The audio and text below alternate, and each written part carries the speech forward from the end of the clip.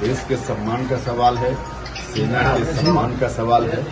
इसलिए ऐसी बातों को संकीर्ण राजनीतिक फायदे के लिए नहीं विवाद में लाना चाहिए। चुनाव भी फिक्स होता है, बिहार की तरफ महाराष्ट्र की तरफ बिहार भी फिक्स होता है। उनको मालूम है कि चुनाव परिणाम क्या होना है, इसलिए पहले ही से भूमिका बना रहे हैं ताकि अभी 2-4 बार बोल के रखेंगे कि फिक्स होता है तो परिणाम आएगा उस समय कह देंगे कि पहले ही से हम बोल रहे थे कि फिक्स है। तो परिणाम मालूम है, इसलिए इस तरह का वक्तव्य भूमिका में दे रहे हैं।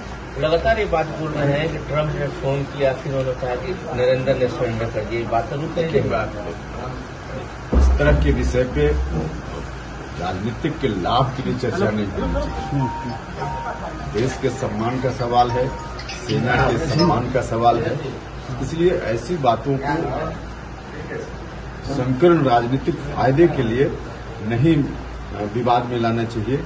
जो कुछ भी हुआ है पूरी दुनिया जानती है, देश जानता है कि किस तरह से सीज फायर का काम वहां हुआ है। राहुल गांधी के दलित ट्रंप को क्या कहेंगे? देखिए, सब उनका दिखावा है। दलित के आगे तो एक मुश्त उनको वोट दिया करते हैं। आजादी के बाद से लेकर जो भी चुनाव हुए मतलब वर्षों तक दलित लोग उनको एक मुश्त वोट देते रहे।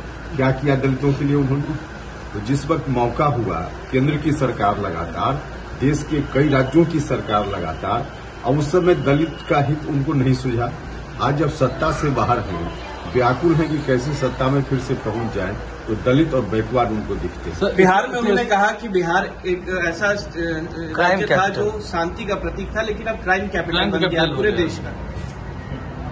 उनके मन में जो आता है बोलकर चले जाते हैं। उनको तो जो यहाँ के लोग कुछ बता देते होंगे, उन्हीं शब्दों का इस्तेमाल करते होंगे। बाकी उनको क्या अनुभव है, क्या पता है कि बिहार कहाँ है, बिहार में क्या हो रहा है या दूसरे राज्यों में क्या हो रहा है। तो लोग बताते हैं, बोलकर चले जाते हैं। अच्छा सर, आपको लगता है जिस तरह से एनडीए में अभी भी थोड़ी सी कहीं खींचातानी देखते हैं हम, इससे विपक्ष को लाभ होगा सीटों को लेकर? देखिए, कोई खींचातानी जैसी बात नहीं है।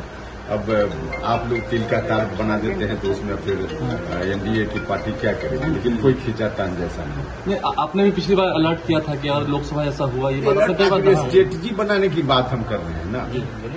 आप खुद भी कुछ काम करते हैं और उसका जो अनुभव है, उस अनुभव को लेकर आगे दूसरा काम करने में उस अनुभव को इस्तेमाल करके स्ट्रेटजी बनाते हैं ताकि आगे कोई ऐसी चूक न रह जाए।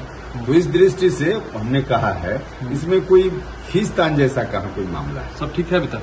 बिल्कुल 100%। सीतामढ़ी की घटना, एक दुकानदार ने 5 बच्चों के कपड़े उतार के गले में दूसरे की माला पहनाई और आरोप लगा कि इसने मेरी दुकान से टॉफी चोरी की। देखिए, नहीं, तो बिल्कुल अमानवीय व्यवहार है और सभ्य समाज में इस तरह की बात होनी चाहिए।